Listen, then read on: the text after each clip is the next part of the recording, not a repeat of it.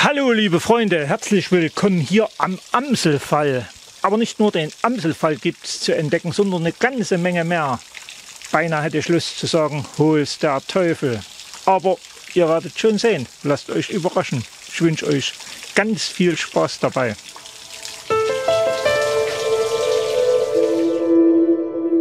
Dass es mit dem Teufel zugeht auf dieser wundervollen und reizvollen, reichlich 15 Kilometer langen Tour, könnten zumindest alle Autoliebhaber denken, denn es finden sich keine vernünftigen Parkmöglichkeiten an der Route. Ergo bleibt die umweltfreundliche Alternative die Anreise mit der Bahn, beispielsweise aus Gera oder aus der anderen Richtung Erfurt-Weimar, bis zum uns bereits bekannten Haltepunkt Papiermühle im Zeitsgrund, in welchen wir vom Bahnsteig auch heruntergehen und zunächst nach rechts abbiegen. Hier wundert sich sicherlich auch niemand, wenn euch zumindest der erste Abschnitt sehr bekannt vorkommt. Denn wir befinden uns, wie erwähnt, im sagenhaften Zeitsgrund, welchen wir bereits besucht haben, und so orientieren wir uns zunächst in Richtung Jannismühle bzw. Ziegenmühle. Die nahegelegene Jannismühle, heute unter anderem Reiterhof, ist schnell erreicht. Wiederholungen über die vielen Mühlen des Zeitsgrundes erspare ich mir an dieser Stelle. Beachten wir stattdessen viel lieber diesen liebevollen Hinweis und folgen frohgelaunt über den schönen Tag dem Lauf des Weges weiter. Die herrlichen und entspannten Bilder der Natur genießen ist auf den nächsten Kilometern bis zur Ziegenmühle die Devise. An selbiger angelangt könnte man natürlich die Gastfreundschaft in Anspruch nehmen oder wir gehen wenige Schritte daran vorbei, stoßen auf diese Kreuzung, um rechts abzubiegen. Mit neuem Ziel Teufelstalbrücke. Na, wenn das nicht verlockend klingt. Aber halt! Hinter der Ziegenmühle entdecken wir, neben unserem anvisierten Ziel Teufelstal, noch einen weiteren interessanten Hinweis, nämlich auf den Jahrhundertstein als weiteres Zwischenziel. Na, klingt das verlockend? Also nichts wie los. Lediglich 1,5 Kilometer sind es von der Ziegenmühle bis zum für die Mehrheit wohl bekanntesten Bauwerk, welches mit unserem Teufelstal zusammenhängt, nämlich den Autobahnbrücken auf der A4 beim Hermsdorfer Kreuz. Da zur Autobahn auch eine gewisse Geräuschkulisse gehört, bekommen wir früher oder später doch etwas davon zu hören. Den schönen Bildern, welche uns die Natur hier unten bietet, tut es jedoch keinen Abbruch. Folgerichtig taucht die erste der neuen Brücken zwischen den Bäumen in unserem Sichtfeld bald auf. Neue Brücken? Ihr habt richtig gehört. Am 17. Dezember 1937 wurde die erste von Paul Bonatz entworfene Teufelsbrücke eingeweiht, wobei es sich genau genommen um zwei unabhängig stehende identische Brückenbögen handelte. Damals leistete man sich den Luxus, dem sprichwörtlichen Affen Zucker zu geben, indem die sichtbaren Teile des Betonbauwerkes durch Steinmetze aufgeraut wurden, um den optischen Eindruck von Natursteinen zu erreichen. In den 90er Jahren wuchs der Straßenverkehr jedoch derart, dass die vierspurige A4 den Anforderungen nicht mehr gewachsen war. So entschied man sich für einen Neubau der Brücken, welcher schließlich Ende der 90er, Anfang der 2000er Jahre realisiert wurde und welchen wir heute hier finden. Im Zuge des Neubaus wurde selbstverständlich auch der Hang vor Erosion gesichert und welch schöne bunte Bilder werden uns jetzt hier geboten. Doch jetzt zunächst genug der Technik und Autobahn. Uns war ja noch etwas anderes anvisiert. Erinnert ihr euch? Gehen wir also weiter. 200 Meter nach der Brücke finden wir diesen lieblichen Teich und unmittelbar danach heißt es aufgepasst. Genau, ich wusste es, dass ihr es nicht vergessen habt. Wir wollten uns doch unbedingt den Jahrhundertstein ansehen. Selbiger ist gut ausgeschildert und wir queren mit Hilfe der kleinen Brücke den Teufelstalbach um ihn nach wenigen Schritten zu finden, den Jahrhundertstein, welcher ganz genau genommen Emil Reinhold Stein heißt. Was es damit auf sich hat? Es wird berichtet, die beiden Reichenbacher Holzfäller und Naturliebhaber Emil Völkel und Reinhold Kornmann hätten angeblich aus Frust über die Denkmalsflut nach dem Ersten Weltkrieg diesen Stein mit seiner wahrhaft philosophischen Inschrift gesetzt. Denn auf seiner Vorderseite steht der Spruch: Wer dreimal diesen Stein umwallt, der wird über 100 Jahre alt. Beinahe ein Vorgriff auf heutige Zeiten und das obligatorische Kleingedruckte stellt hier wohl die Rückseite dar und sollte man unbedingt auch lesen. Doch nur, wenn er zuvor nicht stirbt und so sich selbst den Spaß verdirbt.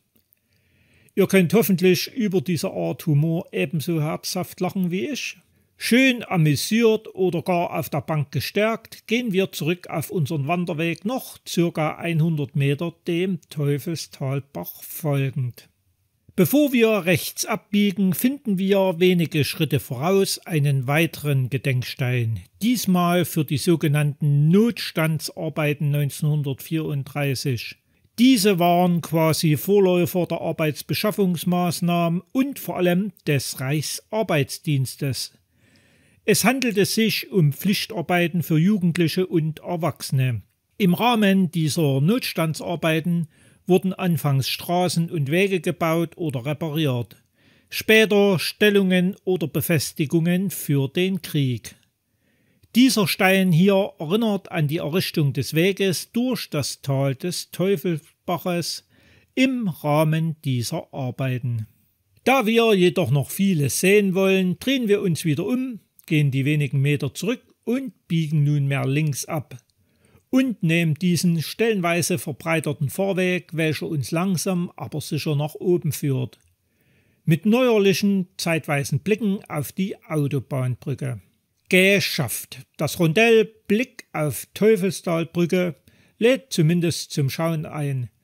Natürlich könnte man die Gelegenheit, sprich Bank, auch für eine Rast nutzen. Allein der Lärmpegel ist hier quasi eingepreist, deshalb habe zumindest ich es vorgezogen, einen Blick auf dieses Bauwerk zu werfen, um es dann auch schnell zu unterqueren und immerhin den Blick nach unten auszukosten. Als nächstes wartet dieser Zaun auf uns, aber bitte keine Panik.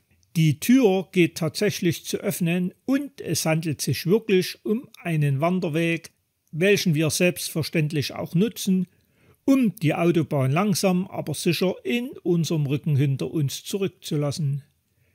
Schnell können wir sie vergessen und erneut in Ruhe und Natur eintauchen. Wie gut zu sehen ist, nichts als Wald, Felder und Wiesen werden uns auf dem nächsten Abschnitt geboten. Und wem die Tour zu lang ist, der hat hier oben auch die Möglichkeit, diese Rundtour zu halbieren und an die Ziegenmühle zurückzugehen. Ganz genau sehen könnt ihr es auf Komoot oder Autoactive, wo ihr auch die GPS-Daten findet. Die Links sind wie immer unter dem Video in der Beschreibung. Wer jedoch die ganze Runde auskosten möchte, der folge so wie ich den Feldweg in Richtung Bollberg. Auch wenn sich nach dem interessanten Talabschnitten der Weg hier oben übers Feld für mich doch ein wenig gezogen hat, so waren diese beiden Gesellen an der Raststelle ganz nett anzusehen. Alleine mit der Bedienung hat es bei beiden doch ziemlich gehapert. Letztlich kommt Bollberg doch in Sichtweite und am Weg gibt es nun wieder mehr interessante Dinge zu sehen bzw. zu entdecken. Bollberg ist erreicht. Naturverwöhnt, wie wir bisher waren, kommt jetzt der unangenehmste Abschnitt, nämlich Asphalt. Wir müssen zunächst durch das Dörfchen hindurch, welches trotz Asphalt und Straße ein ganz angenehmes Ortsbild abgibt und ziemlich viel Ruhe ausstrahlt. Jedoch, wie eingangs angekündigt, keine Parkmöglichkeiten bietet. Jedoch noch eine weitere Möglichkeit zum Abkürzen hinunter an die Janismühle. Wir marschieren dennoch in die andere Richtung aus dem Ort heraus und dürfen weitere 800 Meter Landstraße, das Gewerbegebiet zur Linken stapfen, stellenweise mit einem Fußweg, und uns auf die schönen Naturbilder, welche noch auf uns warten, freuen, oder über die in Sichtweite liegende Leuchtenburg ein wenig träumen. Am Abzweig nach Dohna stehen wir vor der nächsten Gewissensfrage. Nutzen wir die schmale Straße weiter oder biegen wir auf den danach folgenden Feldweg ab? Dieser macht ja einen grundsätzlich lieblichen Eindruck. Alleine auf Dorfhöhe angekommen, verwandelt sich der Feldweg immer mehr über eine im Prinzip nicht mehr begehbare Wiese. Daher bliebe die Straße und noch einmal knapp 900 Meter Asphalt.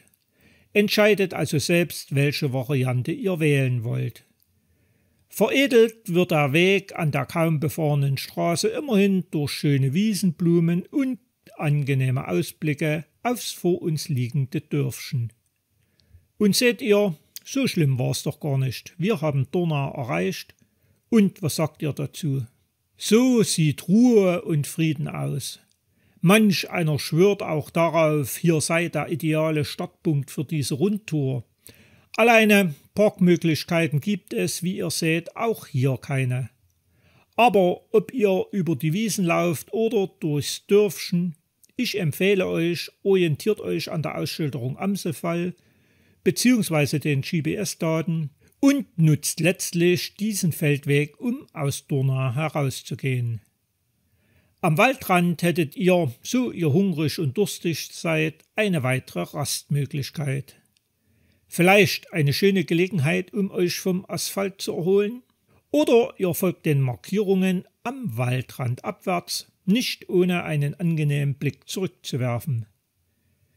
Keine 100 Meter nach dem Rastplatz wartet eine neuerliche Entscheidung auf uns, nämlich zum einen eine Abkürzung in den Zeitsgrund oder die Version zum Amselfall. Aber die Abkürzung ist eigentlich kaum der Rede wert und euch würde echt etwas entgehen. Also gehen wir weiter geradeaus, werfen einen weiteren Blick zurück, ehe wir erneut in den Wald abtauchen und diesmal ganz schön stramm nach unten müssen. Daher achtet auf das Schild. Aber nach wenigen Metern ist es vollbracht und wir befinden uns im lieblichen und idyllischen Nossengrund. Sagt selbst, wäre es nicht eine Sünde gewesen, diesen auszulassen? Wenige Schritte gegangen, wartet auf uns das nächste Schätzchen der Natur, der ausgeschilderte bzw. angekündigte Amselfall. So etwas ist eine wirkliche Wohltat für die Seele, wie ich finde. Hinsetzen und genießen lautet definitiv hier die Devise. Froh gestimmt und voller Erwartung, mit was uns die Natur auf den nächsten Kilometern im Nossengrund noch beschenkt, habe ich mich wieder auf den weiteren Weg gemacht. Als Orientierung dient nunmehr die Ausschilderung Waldspielplatz bzw. Stadtroda. Stadtroda? Genau. Dort, wo laut Aussagen der Einheimischen der größte Baum Thüringens zu finden ist. Mit Erwartungshaltungen ist es ja immer so eine Sache, aber der Nossengrund hat in diesem Fall die unsere doch voll erfüllt, oder? So landen wir wohlgestimmt auf besagten Waldspielplatz bzw. erneut im Zeitsgrund. Diesen folgen wir heute nach rechts, wie zu lesen ist, und 4,5 Kilometer herrliche Natur und weitere ehemalige Mühlen warten noch zum Genießen auf uns. Euch tun die Beine weh? Per Anhalter wäre hier tatsächlich eine Option. Allein die Richtung ist falsch. Aber so romantisch wie es hier unten im Tal ist, wäre es wohl auch eine schwere Sünde durchzufahren. Wir würden vieles verpassen.